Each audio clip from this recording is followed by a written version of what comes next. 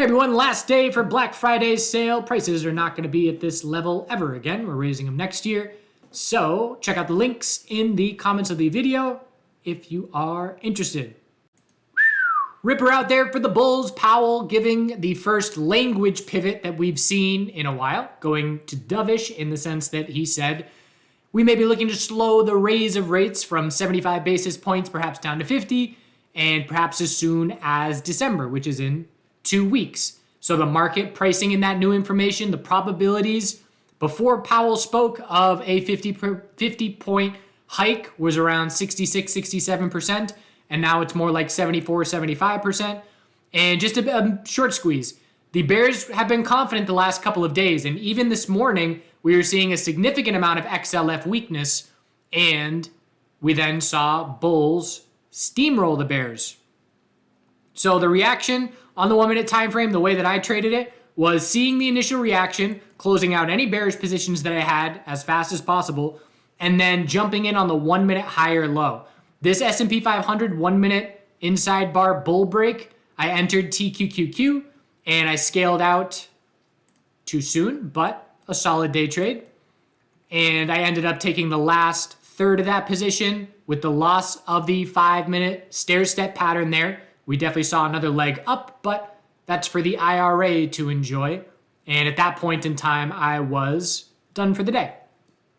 Another trade I took today was the financial sector. I attempted to bounce on the morning live stream, and I stopped out as things got absolutely smashed on the morning and just entered a little bit too soon, 2 scale-in entries into the leveraged ETF of FAS and stopped out when something like 35.21 broke, fairly close to the bottom. We had some data come out at 10 a.m. that stopped me out, and then we saw a little bit more downside. And so what I did was, all right, 60% day loser on a failed oversold bounce attempt. And so I patiently waited for 15-minute EMA 12 to scout the lower high rather than trying to chase the bounce. I accepted I failed on my attempt for the bounce. Now I know the most likely scenario is a 15-minute lower high. And so entered bearish and made it back on that pullback, stopping out the last third of that position on the bull reaction to Powell. And that was pretty much my day. So decent day. IRA certainly benefits. And as I mentioned, I'm looking to get into futures. And one of the things that I'm looking forward to is having my IRA out of sight, out of mind, because it definitely impacts my day trading when I know that I'm up a good bit or down a good bit in my IRA. And so knowing that I have a long-term multiple decade mindset, I just need to treat it like my long-term no-touch crypto position, which is just out of sight, out of mind. But not yet. Futures to start the new year. I'll keep you posted. Don't know where I'm going to trade yet. Don't know anything. I'm going to start focusing on it mid-December. So this move is the real deal as far as volume behind it and follow through. You know, it's one thing to pump up for 15 minutes, 30 minutes, and then give it back. But we gave it back. 5 minute uptrend confirmed. Higher low, higher high. The end of the day, SPY didn't even touch 1 minute EMA 12 here for almost an hour. 45 minutes without touching 1 minute EMA 12. That just shows an immense amount of buying. There's a huge amount of imbalance at the end of the day, 11 billion to buy on close, and just a lot. I talked about volume yesterday. Well, there's your volume.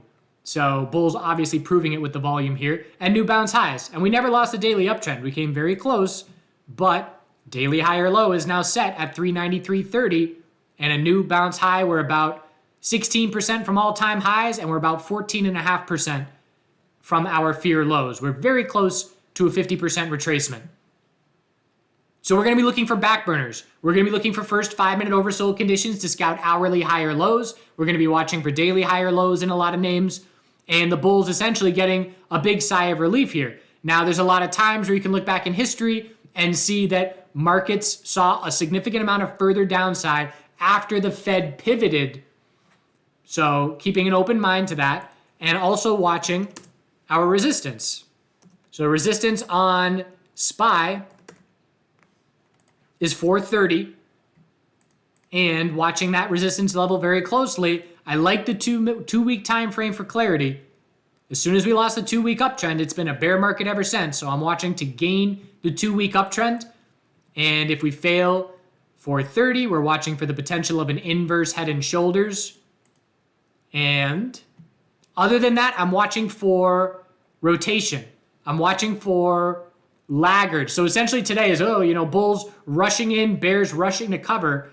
And we have a lot of names that are well off of their lows. We have other names that are not well off of their lows. So what I'm curious to see is the names that have been relatively weaker over the last few weeks.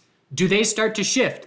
Does Tesla, which had a nice solid move today, 201 is resistance. But does Tesla divided by QQQ start to show us relative strength regained? It has for the last 5 days. But again, I want to know, are people going to rush into this market, into the names that have not been seeing strength? Amazon is about to confirm the first daily uptrend since this earnings dump. And a break of 96.40 would do it. And we broke it by 14 cents. But there's your first little daily higher low and higher high. Have to clear 103.79 for follow through. And we know Apple has been a big bear. Is this Apple's weekly higher low being set in the equilibrium that we were keeping an eye on? So these are all things that I'm watching for. And I'm also watching to see, number one, does money go into these laggard bulls? And number two, does money leave some names that have been holding on really well? For example, the energy sector. The energy sector on the daily chart is tightening up still. Today was the first day that XLE was way weaker than oil. It's been way stronger than oil for months. And now we have a really nice tight equilibrium. And one thing that stood out to me is relative weakness, all bounce. We didn't hit the high of the day. Again, this is what SPY did, and this is what XLE did. And look at these pullbacks. I was shorting XLE a good bit, just flipping it on these moves. And so I'm watching very closely. Does XLE see monthly consolidation? Well, maybe not monthly. Does XLE break this daily sideways range bearish? That's essentially the question. Bears have to break 89.05. And just looking at XLE divided by CLF 2023, so this is the energy sector compared to oil, you can see XLE, the sector, has been stronger than oil for 5 months. And the last 3 days, a shift has taken place. XLE divided by SPY. XLE was stronger for a good bit and is now seeing a shift. Does XLE money go into the weaker NASDAQ? That's what I want to know. Today, the answer is yes. The question is this going to be sustained for multiple days or multiple weeks? So if I'm looking bearish, I'm keeping an eye on the energy sector. And if I'm looking bullish, I'm looking at a lot of things. Because there's a lot of names that have a ton of space for hourly higher lows to be the result of the next pullback. So NASDAQ has not broken resistance yet. We know that has to happen as well. The one way that this bull party will be squashed fairly quickly would be if we were to pull back notably without breaking that resistance. Retracement size on the hourly from here is going to be key the next time we see it. Back burners. First 5-minute oversold conditions. Do they mark our hourly higher lows? That tells me if they do, there's aggressive money on the sidelines coming in to buy the dips to see further continuation from here. So nice save by the bulls. We were very close to SPY seeing weekly consolidation, and we just didn't roll over. Just kept that weekly higher low. Resistance on SPY 410 comes before 430. The dollar, another factor here. The dollar daily lower high is set off EMA 12. Can we break the double bottom? SPY broke the double top. Now SPY is looking over its shoulder, having just broken resistance, saying, all right, dollar, break support so I can have confidence in continuation from here. Because if the dollar were to hold support and change the daily trend, that would obviously be a notable shift.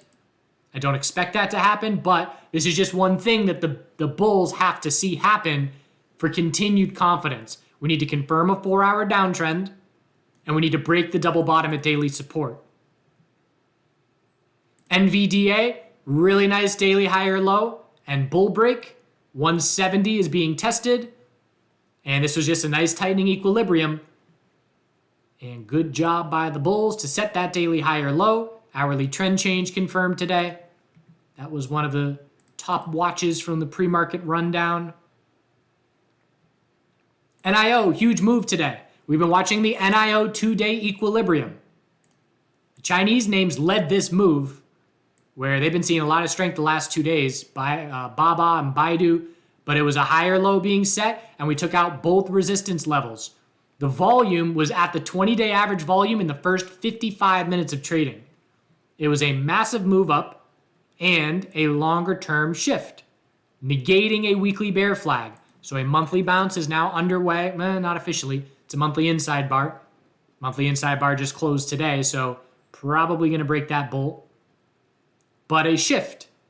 So what else are we watching for a 2-day equilibrium? Uranium, CCJ. And again, we've got the YouTube playlist now on our channel for uranium videos of Joey and Red Devil going over the fundamentals and the technicals. And CCJ is knocking on the door of its own 2-day equilibrium bull break. So if we get over 24.29, which we did, so the start of the break is underway, now the bulls need to clear 25.04. And if 25.04 breaks, 25.84 is behind it. But we are scouting a monthly higher low and an equilibrium. So the 2-day equilibrium had favor for a bull break because a monthly higher low was the more likely scenario, in my opinion. So monthly inside bar is about to close, and we need to see the monthly inside bar bull break to give us that higher low. And then we'll be watching the most important resistance from there, 31.17. So Tesla, we got the bull move there. Again, everybody's got space for an hourly higher low. This is the kind of move where, I'm not, aside from relative weakness, I'm keeping an eye out for the energy sector bearish, but I don't want to be looking for a bearish entry into strength. Give me a reason, pull back without me. Give me a big hourly pullback, I'll scout the hourly low or high, rather than stepping in front of a speeding bull, shorts being squeezed without a doubt, and we know things can get overextended. So for me, if I'm looking short, I have to have a level to play off of as opposed to just scaling into strength. Healthcare, daily bull flag confirmed. Again, this EMA 12, it's just beautiful. We've been holding it for 5 weeks at this point now, and the healthcare sector is looking at all-time highs. We are 2% away from all-time highs and the 4-month bull flag we've been watching confirming. This is one of the most important sectors in the S&P 500, and it is the bull leader over the last few months. XLF, tons of weakness today, still an uptrend on the daily, and now a bull break over 36.16, fresh highs. Next level, 36.84. Just daily uptrend in EMA 12. Keep it simple. IWM, bull break of 1 resistance. We've got to clear 189.56 if we're going to follow through. Growth names, keeping an eye to see if they become laggards. ARKK fending off a daily bear flag, trying to set a weekly higher low. If ARKK can get over 41.29, it'll be the first confirmed weekly uptrend that we've seen in months. PLTR, all these names that are near their lows. Again, I just want to see, does bull money get frantic and start throwing money in because there's a ton of cash on the sidelines, and do they go for the weaker names who have not run nearly as much the last month bounce? So keep an eye on big tech and growth. XBI had a bull break today. This double top. There was a nice top fish first thing this morning for bears. We rejected yet again and pulled back 2%, which is a 6% pullback on the ETF. Maybe 4%. Is LABU 2 times or 3 times these days? 3 times. So now it's all about 86.50 as the biotech sector is attempting a monthly higher low, and that monthly higher low is set. If we get over 95.18, it's a confirmed monthly uptrend.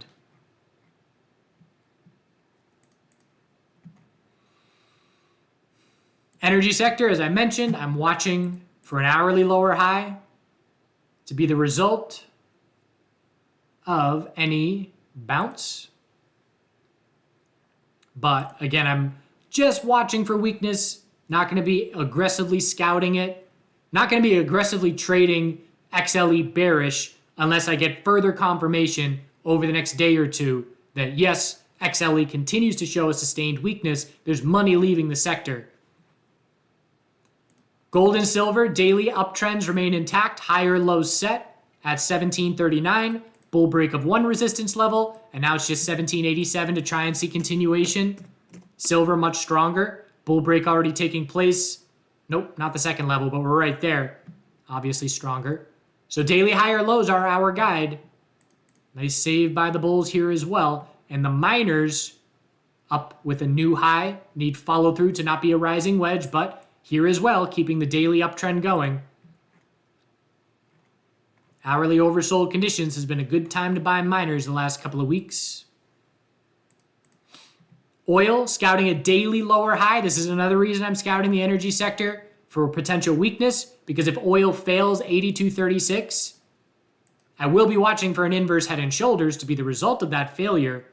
But if we were to see daily consolidation, considering we are up 10% in the last 3 days, that would help the XLE bears potentially break that tightening range bearish. Natural gas, bear break. So again, the red flags were there. When you break the double top and go straight into a support break after that, there's your double top, there's your break, red flag. That one candle gives you that red flag. And so here we are now confirming a daily lower high and lower low, and shaping up for weekly consolidation to potentially be underway. Still a stair step on the weekly, but again, some weakness. And we have a 4-hour downtrend as our guide now, lower high, 6851. Bulls are hoping that that bear break lacks follow through on the daily, which is possible, but not a comfortable spot for bulls at the moment. So that's where we stand overall. Hourly higher lows on watch tomorrow. Definitely extended in the short term here, but it's a short squeeze. So RSI is out the window, especially when there's news involved as well. News-related short squeeze, RSI is not helpful as far as the way up, but it can be helpful looking for entries on consolidation, and that's where the back burners come into play. If you don't know what a back burner is, Google ChartGuys back burner. Do good things. Have a great day. We'll see you tomorrow.